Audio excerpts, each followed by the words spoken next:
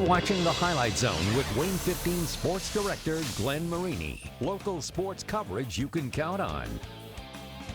All right, typically the Highlight Zone is your haven for hoops on a Friday night. But when the playoffs begin, hey, nobody does basketball like the state of Indiana. Girls sectionals tipping off on Tuesday, so we've got 11 local games to get to. And my man Josh Ayen gets the ball rolling for this midweek madness. Josh. All right, Glenn, in Class 4A, there are a few girls teams in Northeast Indiana that could make a deep run in the state tournament.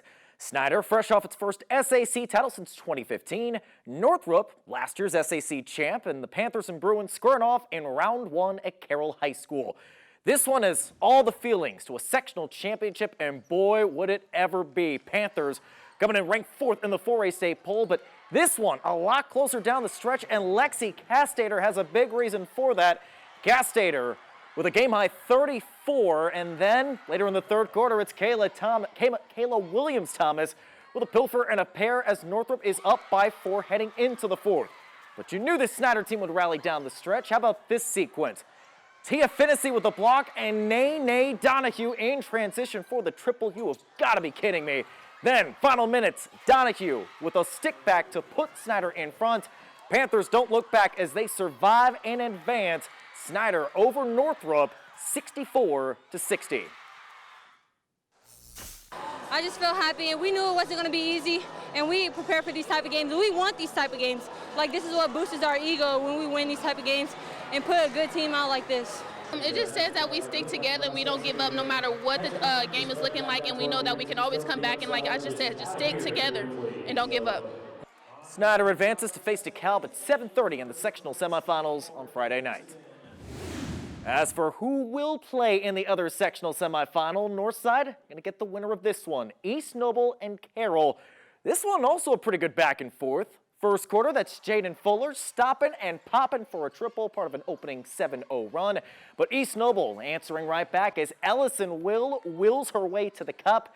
Still in the first quarter, it's Lily George going down low for 2. But Fuller, the aforementioned guard for Carroll, goes on to hit a game winner in the final seconds as Carroll is moving on with a 45-43 win. Glenn, take it away. All right, a lot of drama at Carroll. How about in Columbia City? The Eagles hosting their 4A sectional. Columbia City ranked 2nd in this week's AP poll. Eagles up big at halftime, third quarter. Addie Baxter to the cup. She had 21 points. Kendra Sheets would actually lead the way with 23. WANE not quitting, though. Deviana Iron saying iron sharpens iron. She gets the hoop and the harm. She had a team-high 16 for the Generals, but man, this Columbia City team can play. You got to have faith, and they do. We're talking about Faith Fry with a long 2 as Columbia City wins this one going away 68-38. It was really good. We all played well. We played together. Obviously, Kendra hit her shots, and we shared the ball really well and moved it well, and hopefully that'll bleed over till Friday. It was good. We knew we needed to come out strong to keep that momentum going into our next game, and then hopefully we advance from that game. So we just knew we needed to come out strong and play as a team and do what we do. Columbia City now plays Huntington North at 6 in the semifinals Friday. That will be your Highlight Zone game of the week. Other side of the bracket at Columbia City, Homestead opening sectional play against Southside Archers with a quick start. Leilani Waller-Thomas with the stick back there. And it's Southside on the board first, but Homestead, well, they got a lot of players that can shoot the basketball, a lot of sophomores that can shoot it. That includes Gabby Helsum, who hit the 3 there. Later, it's Olivia Fry sizzling with the layup. Then you're going to see sophomore Maya Epps go downhill for 2 as Homestead goes on to win 82-24. They get New Haven on Friday. 4A sectional at Northridge. Warsaw ranked 16th in the state. Northridge ranked 7th. We're talking Warsaw down 2 in the fourth. Jocelyn Bricker ties the game up with just 22 seconds left.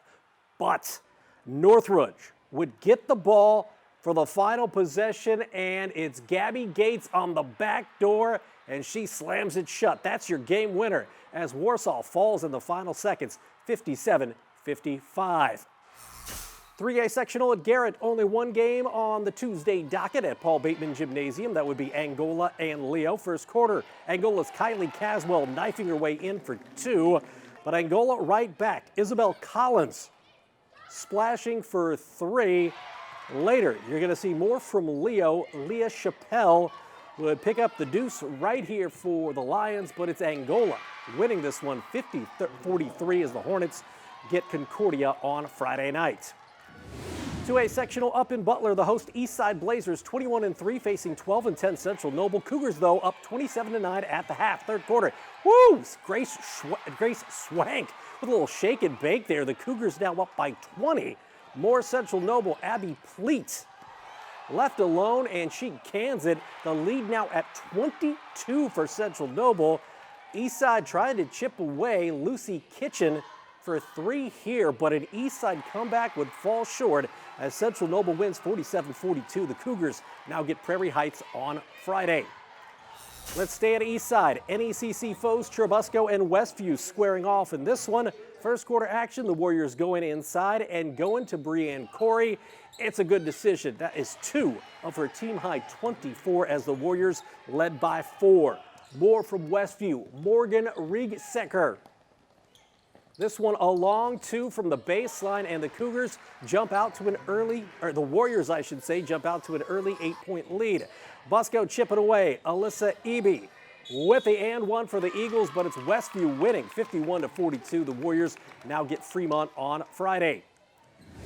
2A sectional hosted by South Adams, a 14-win Manchester team facing a 16-win Bluffton squad. Third quarter, Manchester's Emma Walker with the pilfer and the pair and the flex as she got fouled as well. However, the Squires down 5, 32-27. Now Bluffton right back.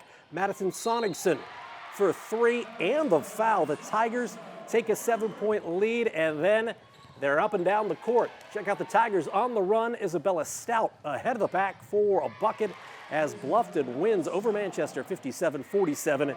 They will get Lures on Friday. Nightcap in Bern. Adams Central and South Adams, an old-fashioned rivalry game as the Starfires led by the program's all-time leading scorer, Macy Prees. First quarter, it's all Jets. Alex Brotherton in the lane at Adams Central, jumping out to an 11-2 lead. But the Starfires on their home court dig out of that hole. Emerson Smith from deep. Then check out this feed here. Liz Gerber to Lainey Troush. Good luck as it bats off the hand, and right there for the bucket as the Starfires win this one 51-39. They get Whitco on Friday. Last stop for girls hoops, we got Lakewood Park Christian hosting as the 15-6 Panthers taking on Elkhart Christian Academy. Second quarter, Lakewood Park's Grace Merkel working it down low for 2. The Panthers led by 11 at that point. A little bit later, Ava McGrade making the grade. She kind of throws this one up and in, and Lakewood Park led 24-7 at the half. Third quarter action. More from Lakewood Park, Jane Carnahan and Jade throwing shade and triples as Lakewood Park takes it 49-23. For complete girls sectional scores, you can check out the sports page of WANE.com.